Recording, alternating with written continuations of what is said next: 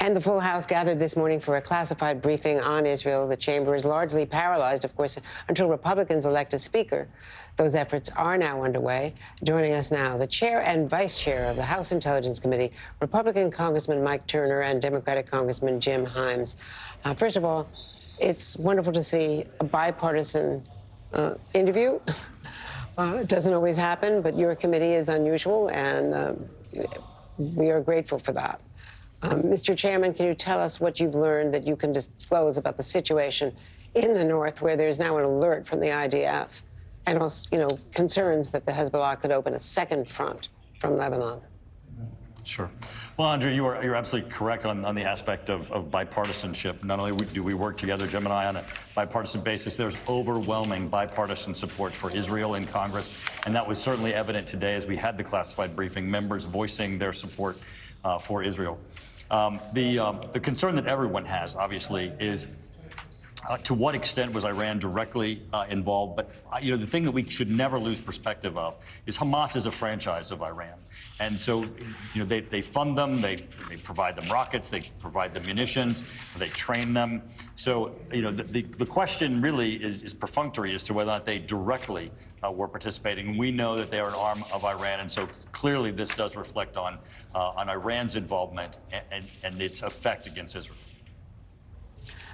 The president confirmed, Congressman Himes, that there are American citizens among the hostages. What do we know about how many? That 20 Americans were reportedly missing. Do you know how many are actually being held, or could this be more people, tragically have already been killed? Yeah, of course, that's first and foremost on an awful lot of people's minds. Look, there's multiple objectives right now. Number one is in the very near term, and aid has begun to arrive already to make sure that we are doing all we can to support the Israelis in defending themselves against this atrocious attack.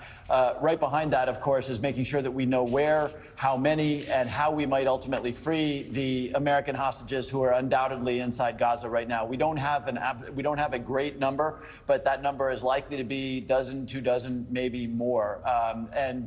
We heard in the briefing today that not only are people thinking about it, but assets are being moved into place to do the very, very hard work of both developing contingencies to free those hostages, or, there are obviously allies of ours, or at least friends of ours, like the Turks, like the Qataris, who maintain an open dialogue with Hamas that we will presumably be using to make it very clear that we expect those hostages not to be harmed. Have you heard, Chairman Turner, any progress at all on that front? Any communications from Qatar, from Egypt, to try to pressure Hamas to release the Americans and the Israelis?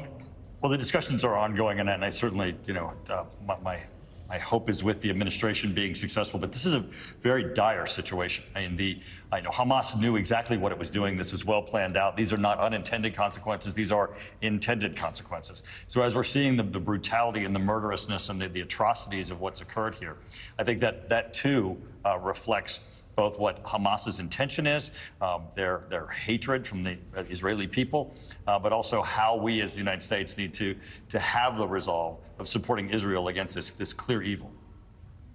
And Mr. Chairman, do you think there's any real prospect for a rescue operation in that context, where we see the tanks now massing at the Gaza border and a ground invasion seems imminent?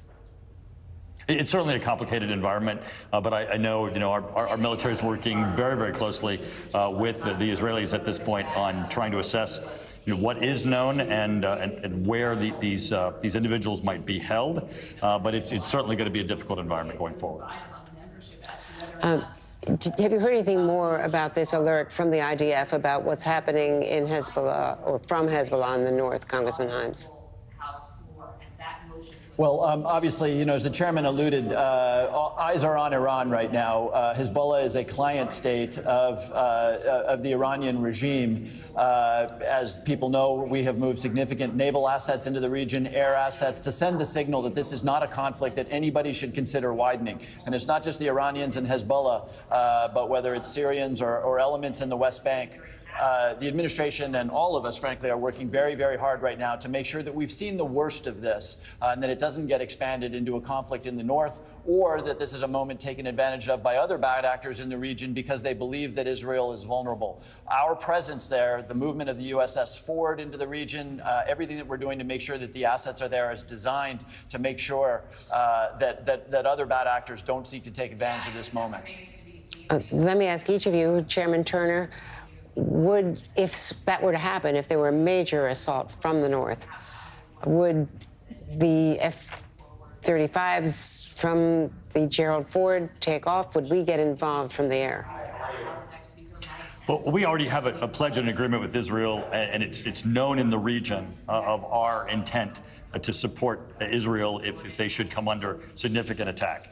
And certainly I think everyone in the region needs to take that into consideration, and I think hopefully that will have a de-escalating effect on the region. Congressman Hines, would there be a congressional opposition? No, I don't think so. Look, I'm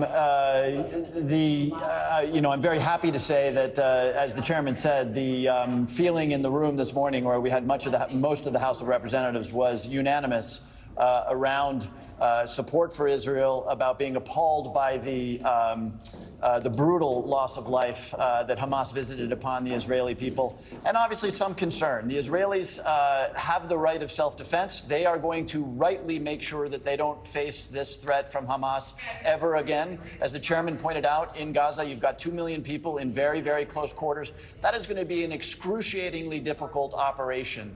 And just as we decry the loss of innocent Israeli life, we hope that there is no or minimal loss of Palestinian life. People sometimes forget in these moments that the Palestinians are also victims of this murderous terrorist group, Hamas. And so, again, all of our efforts are designed right now to secure the state of Israel and to hope that we have really seen the worst of this conflict. And very briefly, I know you have to go vote, Chairman Turner. You were part of the Republican conference meeting today. Apparently, they tabled a motion and are proceeding towards a simple majority. Does that help Steve Scalise? Where do you see this? Are we any closer to having a speaker? I don't really think it helps either candidate, either Jim Jordan or Steve Scalise. I think the real issue is trying to get the work of the Republican caucus done while we're all sitting together behind closed doors before we're once again down on the House floor. Efforts are underway to accomplish that, and I certainly hope we're successful today. And you're backing? Jim Jordan, my fellow Ohioan. We got our fingers crossed for Jim today. He's fighting hard, and of course he's got the endorsement of Trump. Thank you so much. Thank you both. I know you've got to run. Thank you, Andrea. Thank you.